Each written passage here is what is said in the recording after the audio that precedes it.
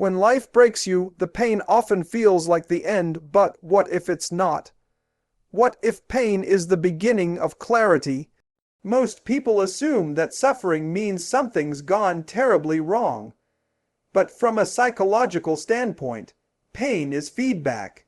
It's your nervous system, your inner compass, trying to wake you up. The breakdown isn't just chaos, it's communication. It's telling you that something in your life, your mindset, or your patterns can no longer continue as they are. And if you ignore that message, you risk repeating cycles that keep you stuck. Philosophically, this is the turning point, the moment where a person either collapses or begins to reconstruct. Pain, in this context, is the hammer that breaks the shell of comfort and exposes the raw material of potential. You can't become something greater without confronting what hurts. It's not about avoiding suffering, it's about interpreting it correctly. The most resilient people in history weren't spared pain. They transformed through it. So don't see your brokenness as a life sentence. See it as the message your soul sends when it's time to grow. Because when life breaks you, it's not trying to end you, it's trying to rebuild you. Pressure is not the enemy, it's the instrument through which potential becomes purpose. When you're under pressure, what you're experiencing isn't random. It's the collapse of the unnecessary parts of you. Think about it. The seed must break for the tree to emerge, the muscle must tear to grow stronger, and the mind must be tested to gain clarity. Psychologically, pressure strips away distraction. It exposes what you actually believe, what you truly value, and whether your internal foundation can hold the weight of your future. People often panic when they feel overwhelmed, but pressure isn't meant to crush you. It's meant to clarify you.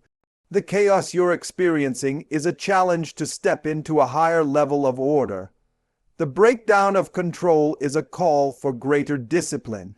The emotional weight is the signal that your character is being called into question. Are you going to fold, or are you going to forge? This is the paradox. The very things we think are trying to destroy us are often the tools being used to prepare us. Pressure doesn't define who you are, it reveals who you're meant to become. So when pressure shows up, don't run, rise. The most powerful force you possess isn't physical strength or external resources, it's your mind. What happens to you is real, yes, but how you perceive what happens to you determines how you respond, and ultimately, who you become. From a psychological standpoint, this is crucial. Your thoughts shape your emotions drive your behavior, and your behavior creates your reality. If your mind collapses under pressure, your potential never sees the light of day. But if your mind remains intact, or better yet, becomes stronger through adversity, then nothing external can truly defeat you. This is why mindset isn't just a cliché, it's a matter of survival. The world is full of pain, chaos, and disappointment, but it's also full of meaning, growth, and transcendence. If you choose to see it that way. Viktor Frankl, a Holocaust survivor and psychologist, wrote that those who found meaning in suffering were the ones most likely to survive. Why? Because their minds created a narrative stronger than their circumstances. You can't always choose your struggle, but you can choose your stance. And that choice, that internal decision, is the foundation of power. Guard your mind, because your life flows from it. We often want breakthrough to come in a single dramatic moment, one big leap, one perfect opportunity. But real transformation almost never looks like that. Psychologically, the brain doesn't change through intensity alone, it changes through consistency. Small, repeated actions are what restructure your neural pathways, rebuild your habits, and rewire your identity. That's why progress, especially after life breaks you, is measured in inches, not miles. When you're broken, the temptation is to stop altogether. But that's the trap. The only thing worse than being in pain is believing the pain makes movement impossible. What matters isn't how fast you move, it's asterisk that you move at all. Asterisk, if all you can do today is get out of bed and breathe with purpose, do that. If all you can do is write one sentence, take one step, or resist one destructive urge, do that. These small acts, repeated, are what build momentum. Over time, those tiny steps compound. They restore self-respect, establish discipline, and rebuild confidence. You don't rise from the ashes in a single motion. You construct your comeback, one quiet, courageous choice at a time. Small steps taken daily become the architecture of an unbreakable life. You don't discover who you really are when everything is going well. You find out in the dark, when the job is gone, when the relationship ends, when your plans collapse and you're left staring at the wreckage. That's where identity is forged. Not in the highlight reel, but in the furnace. When life breaks you, it also exposes every illusion you had about yourself. The weak version, the one built on comfort, ego, or avoidance, begins to fall apart.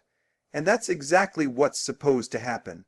Because only what's real can survive the fire. Philosophically, there's something redemptive about this. The suffering forces you to confront what you actually believe.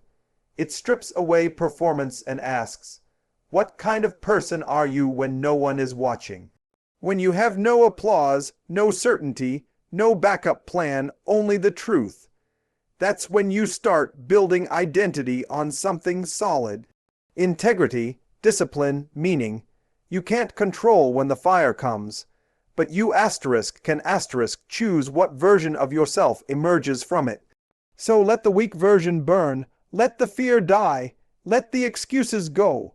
The fire isn't there to consume you, it's there to refine you. When life hits the hardest, the question that rises almost instinctively is why me? But maybe that's the wrong question. Maybe the better question is what now? Because from a philosophical standpoint, suffering isn't random. It may be chaotic, yes, but meaning can emerge from chaos. The weight you're carrying, the trial you're in, the loss you've endured, they aren't coincidences. They are uniquely tailored to stretch you in ways that comfort never could. Psychologically, people who assign meaning to their suffering are the ones who endure with strength. The belief that your pain serves a purpose is not a delusion. It's a mechanism of hope and agency. And if you believe in something higher, whether you call that God, destiny, or divine purpose, then understand this. You weren't handed this battle because you were weak.